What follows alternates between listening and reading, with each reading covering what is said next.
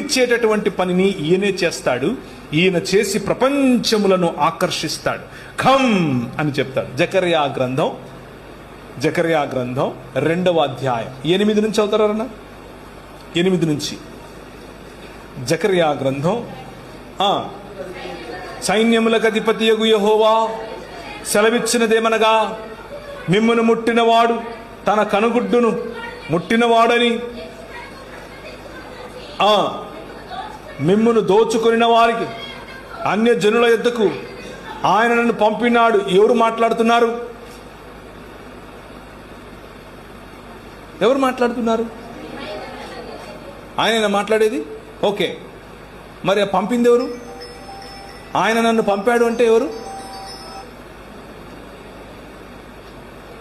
ఆలోచించండి, ముందు చదవండి ఇంకా. ఓకే, ఇంకా నేను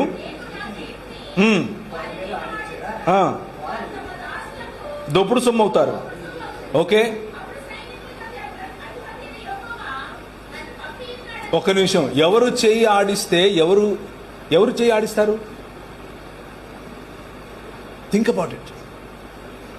ఎవరు చెయ్యి ఆడించటం వలన వీళ్ళ అన్య జనుల అంటే దోపుడు సొమ్ముగా మారతారు? ప్రవక్త? జకర్యానా? పోనీ జెరుబ్బాబెలా? ఇశ్రాయేలా? ఎవరు? ఇంకా చదవండి. నేను వచ్చి మీ మధ్య నివాసం చేస్తాను.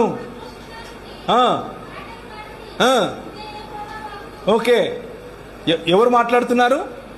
యెహోవా మాట్లాడుతున్నాడు. ఏమని? నేను వచ్చి మీ మధ్య నివాసం చేస్తాను. The promise of God always.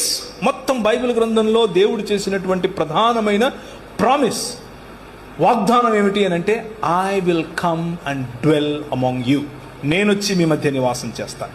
మిమ్మల్ని తీసుకుని ఎక్కడికో పోతాను కాదు, నేనొచ్చి మీ మధ్య నివాసం చేస్తాను. అబ్రహాముకి చెందిదే, నోవహుకు చెప్పింది ఇదే, ఇశ్రాయేలుకు చెప్పింది ఇదే, మోషేకి చెప్పింది ఇదే, ప్రవక్తలకు చెప్పింది ఇదే, ప్రభు అయిన యేసు క్రీస్తులో జరిగింది ఇదే.